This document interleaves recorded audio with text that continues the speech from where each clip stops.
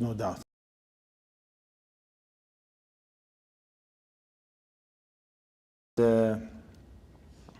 As Rasul sallallahu alayhi wasallam have mentioned,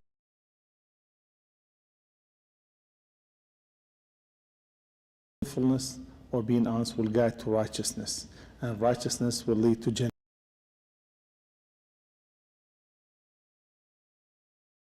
Seek the truth till he be written by the Allah subhanahu wa ta'ala as Siddiq, as the truthful ones.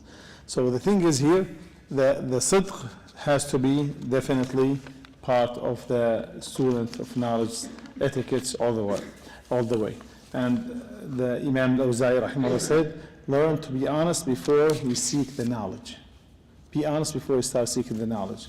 So, as you know, all type of lying is haram, except for 3 times. We said one of them in the war, when you reconcile between people and between wife and a husband. It's not like we mentioned, it's not like take it like a way of life. Every single minute you lie to your wife. Basically, you tell her the food's good, you're looking good, things like this, even though the food's not the best and she's not looking the best today. So things like this. So, but the thing is not take it away of lying, the way of life. So, and they said this is part of it is like one of the characteristics of the munafiqeen to lie. He said when they speak, they lie. So definitely student of knowledge, one of those characters he should have, or etiquettes, should have the be honest and so on. And the other thing mentioned here, the Shaykh rahimahullah, he said the way to protect your knowledge, to say la adri, I don't know. Don't say I know about everything. And this is like one of our shuyukh was mentioned when I was in the college, subhanAllah, he mentioned, said, how come, a lot of people said, how come the shuyukh now they answer all the questions? How come they say, I don't know? Because the famous story of Imam Malik rahimahullah, when the people, and he was Imam Dar al-Hijrah, he was the biggest knowledgeable person at that time, or the most knowledgeable person at that time. So he said, a man came from all the way from far distance to Imam Malik, asked him about 40 questions, and he answered only 4. And 36, he said, I don't know. He said, yeah, Imam, you are the most knowledgeable person on earth right now. What should I tell my people? Tell him, he said, go back, tell him Malik doesn't know. Very simple. He said, half the knowledge, I don't know. So one of our shuyukh scholars, he said, people nowadays, they ask us the questions, then we answer the question. We don't say, I don't know sometimes, a lot of times. He said, how come? Imam Malik said, I don't know, and we know. So what it is, he said, basically because the questions now are so simple. There's a huge difference between the questions now and the questions then. The questions now they ask about the wudu, what invalidated wudu, the pillars of salah, the sunnah of salah, the mandatory things, wajibat of salah. Things, very simple things, the very basic knowledge. This 90% of the questions like this. And very difficult, hardly get a question like need to go back to heavy duty questions. There it comes, but not like on a daily basis. So it doesn't mean like you have all the knowledge, but the thing is the questions are so simple, especially you live in around a non-Muslim country. So the knowledge is so limited. And he said, Nisful ilmi, half the knowledge will say, I don't know. And what about the jahl?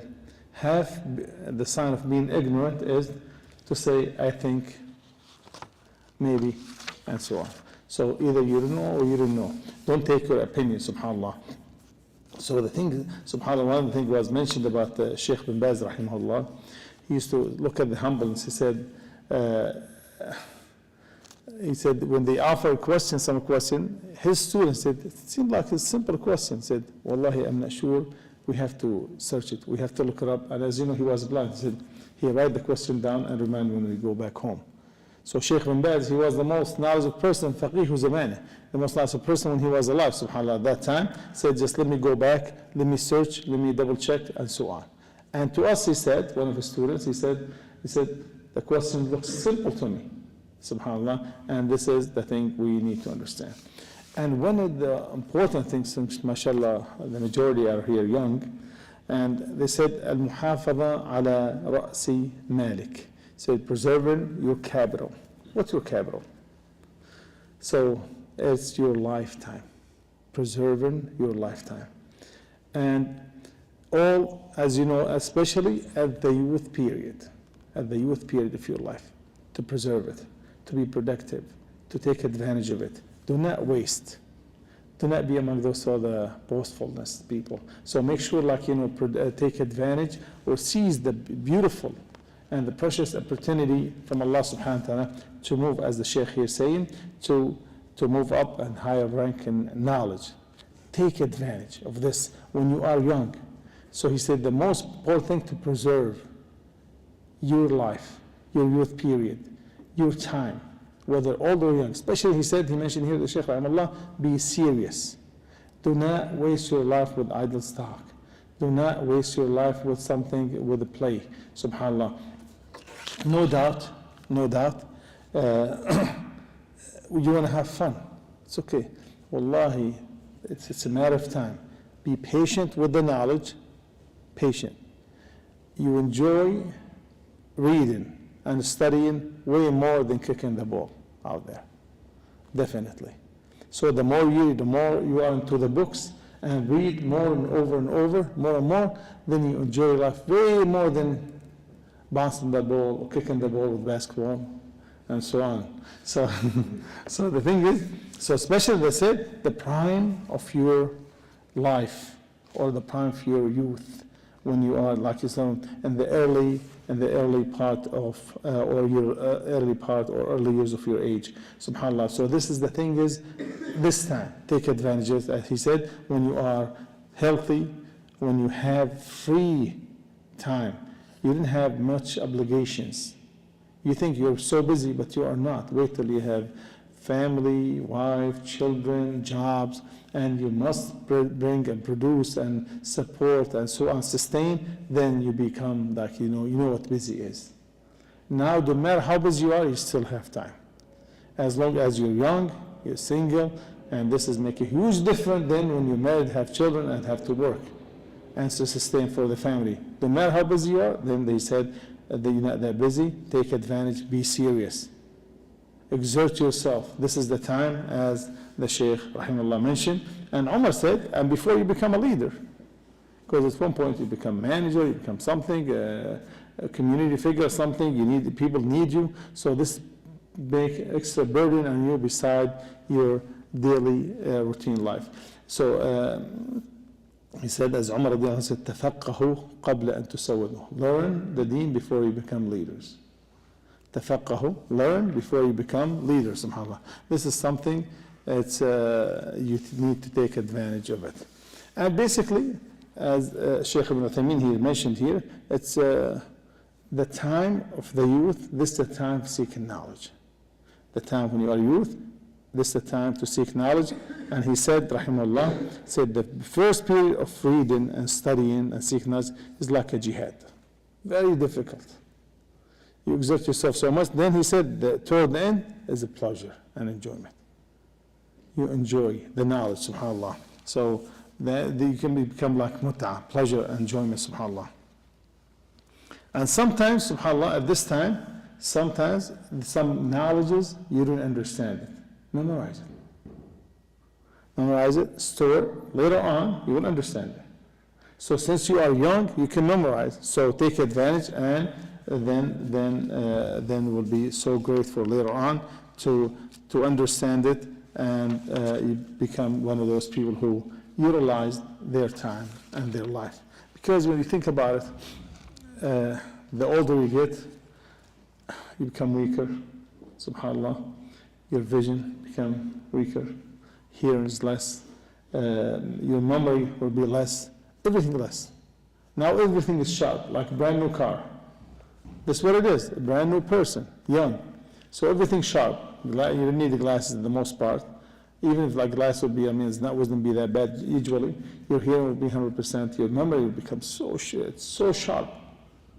So this is, he said, this is your preserving your capital, mean your lifetime.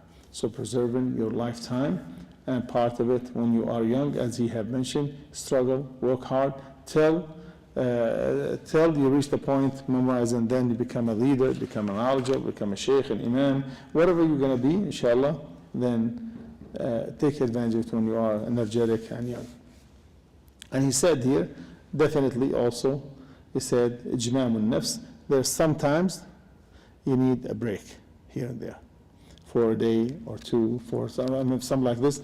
But when you take a break, like think about the knowledge according to the Shaykh al-Islam ibn Taymiyyah rahimahullah, he said, إِنِّي لَأَحْتَسِبُ نَوْمَتِي كَمَا أَحْتَسِبُ قَوْمَتِي. He said, when I sleep, to strengthen myself up, so to get to start all over. You know what I'm saying? To start again. Like to refresh myself. So when I go to sleep, I'm going to sleep to wake up. As the scholar said, if you wake up, if you go to sleep, which is you need to sleep, but your intention, you are going to sleep to wake up for Fajr, then you are rewarded for going to sleep. Even this part of your nature.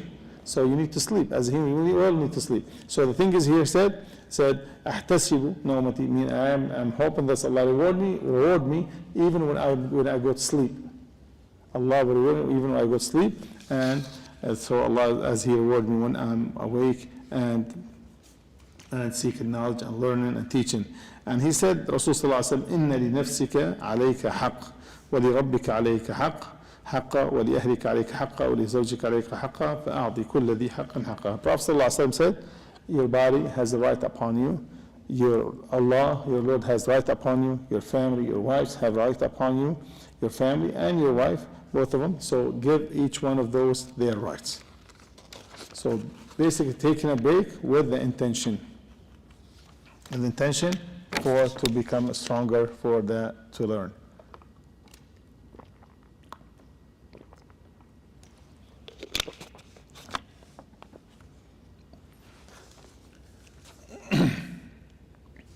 Then here the Shaykh said, قراءة التصحيح والضبط.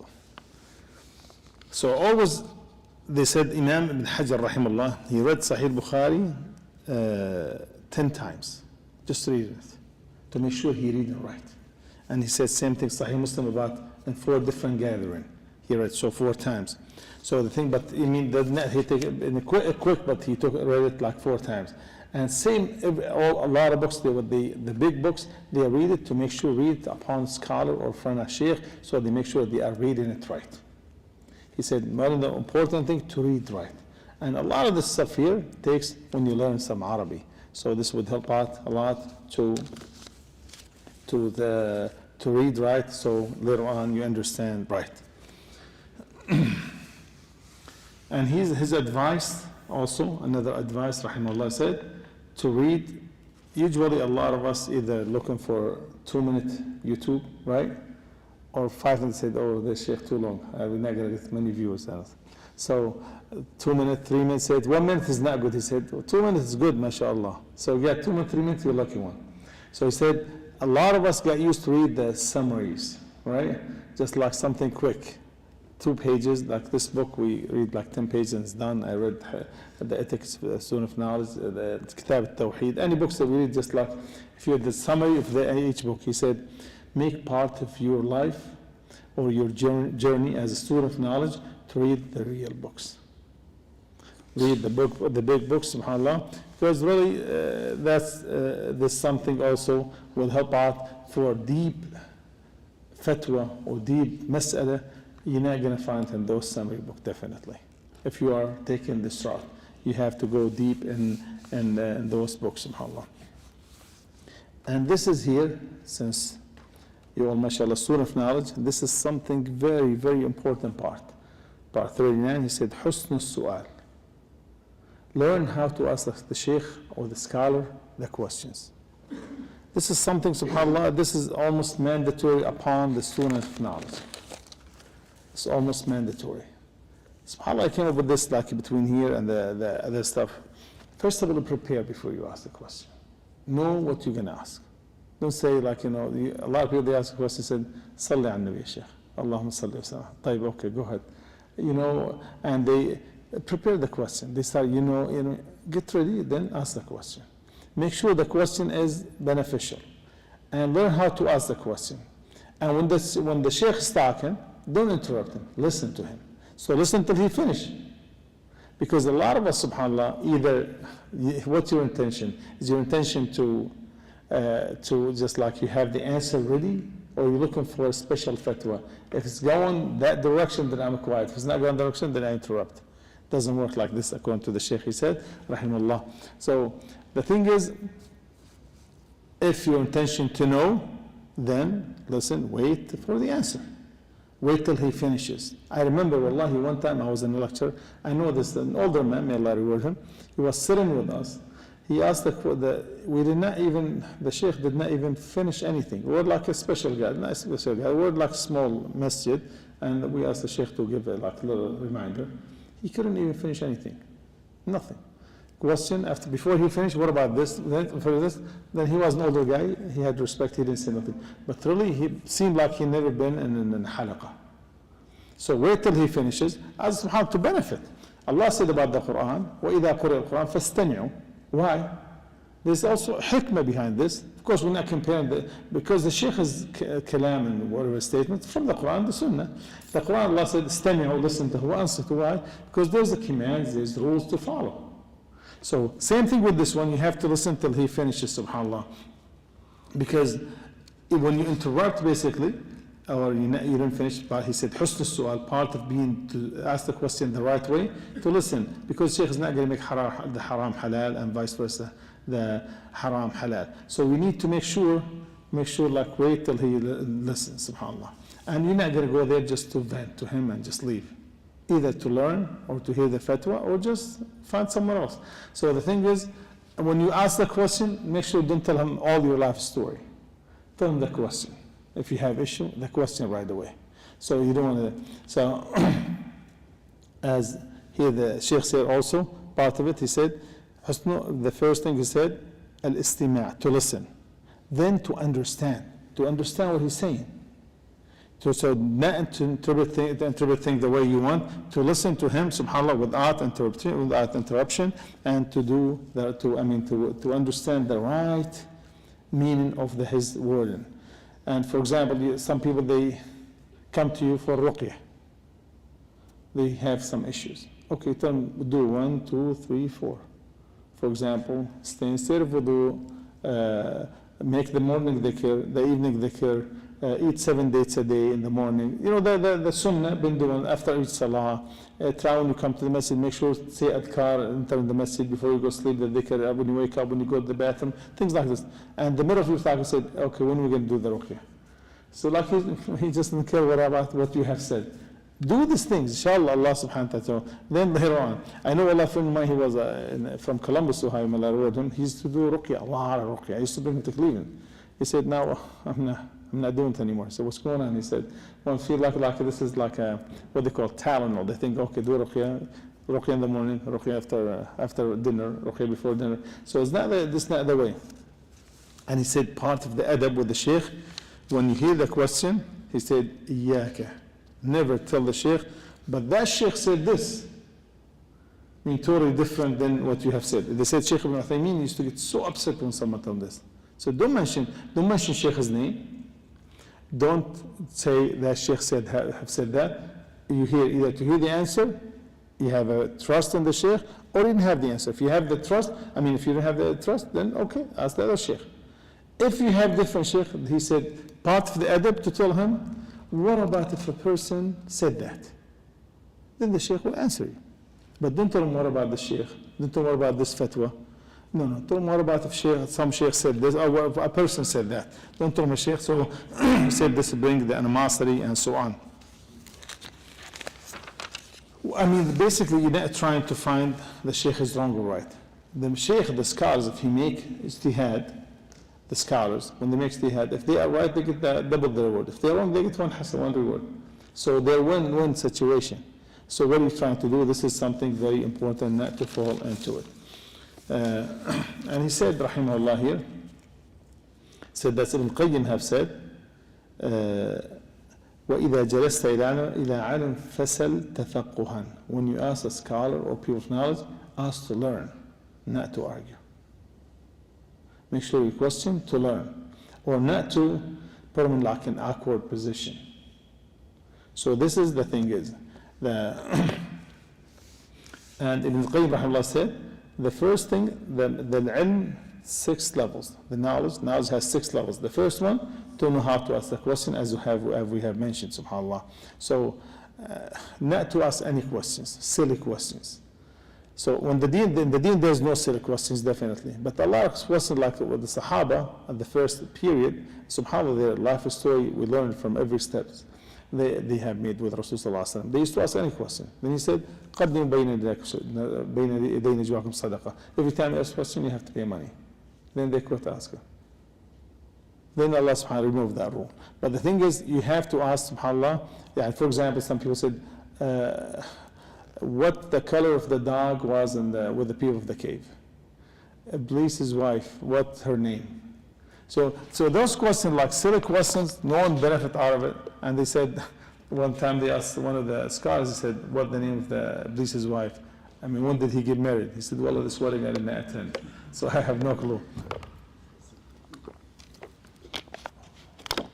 So, حسن السؤال again, according to Ibn al-Qayyim rahimahullah, to know how to ask the question. As here, when they said, the delegation of Abdul Qais, when they came to Rasulullah sallallahu alaihi wasallam, said, Ya Rasulullah, command us with something, will inform the people behind our people, so they will help them out to enter Jannah. So always ask question with right to the point, and something will be beneficial. SubhanAllah. And he said, sometimes you can ask the question for others to understand. You sit in the gathering and you feel like this person did not understand. You can ask the Shaykh with the question, what about this? So I missed this point. For your friend. It's okay. See him like he's too shy to ask. As Jibreel alayhi salam, he came to Rasulullah sallallahu alaihi wasallam, he asked him what Islam, what Iman, what Ihsan, and what Mata Sa'a, and so on. And he knows all the answers. Why did he come? To teach the Sahaba.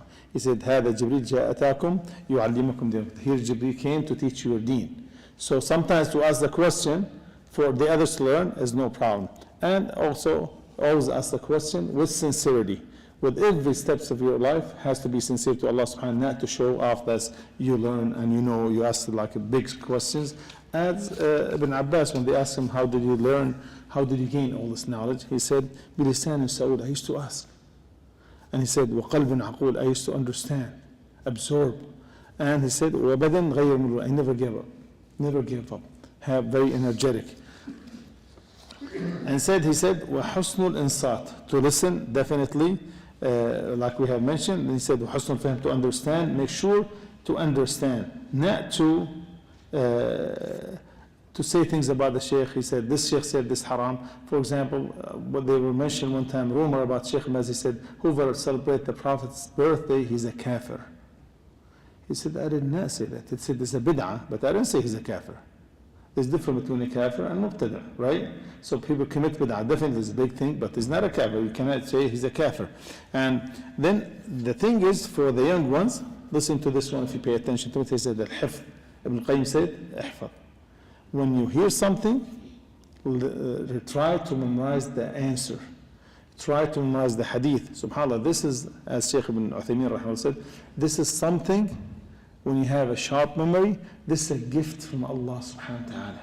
If you are able to memorize, then take advantage. Some people, they don't have it. If you memorize it quick, doesn't mean everyone does it, or has this is beautiful gift from Allah subhanahu wa ta'ala. If you memorize the Quran, move on to the hadith. If you memorize the hadith, move on to the tafsir. If you move to the tafsir, read the mutun, and so on. So keep on memorizing over and over, learn ma'an al-hadith, the meaning of the hadith. This is, he said, then you are among the people of knowledge. So take advantage. Some people, they don't have the sharp memory. They have to go through things many times. But Allah with the barakah, definitely, as we said, they train over and over, then you become 100% fine. And he said, Ibn Qayyim rahimahullah, said ta'aleem, or implementing the ilm. He said implementing the ilm even before you teach the others. He said implementing whatever you have learned, طبق العلم. As he said, ابدأ بنفسك. Always start with yourself. You learned all this knowledge to be ignorant or to live as ignorant. Implement the ta'aleem, as Allah subhanahu wa ta'ala said, كبر مقتا عند الله أن تقولوا ما لا تفعلون. So the worst thing, or one of the worst things Allah does not like, or the most things Allah doesn't like, to not to practice what you are preaching. So learn, then, practice, then teach it to the other. So you become as a role model. What time is the wasa? We got 1 minute. This we can do it quick, inshallah. So this is, you have any question? What about this? The number 40, he said, al-munadara bila mumara. He said basically there's two types. Some people they debate with one another, and some people they argue. There's debate and argument. Even sometimes it means the argument is debating, but he said al-mumara niqmah, it's against you. Argument. But the munadara, the debating with the truth, this is a ni'mah. Favor from Allah subhanahu wa ta'ala, as Shaykh Bakr Zayd he said.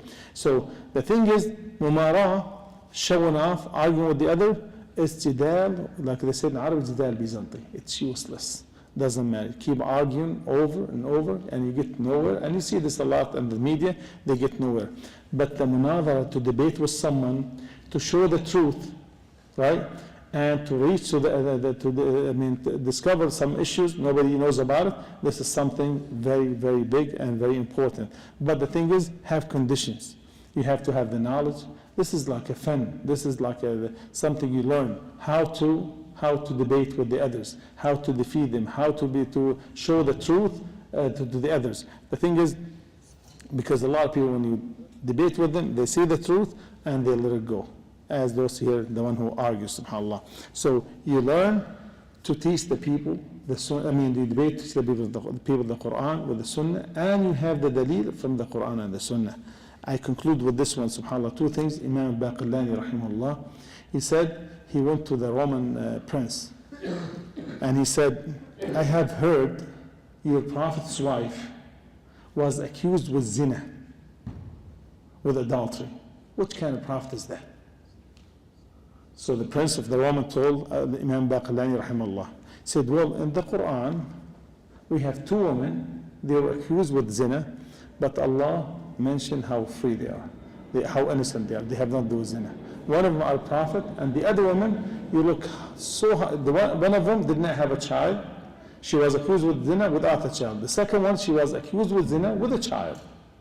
One of them, our prophet's wife, and Allah said she has not to do with this, she's free and she's pure.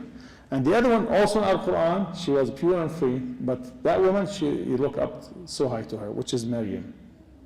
So if someone going to look down at, would be Maryam, but we both are free. We don't accuse neither or. One of them, you honor her so much, which is Maryam, but you have a child. If you want to accuse someone, then why don't you accuse Maryam?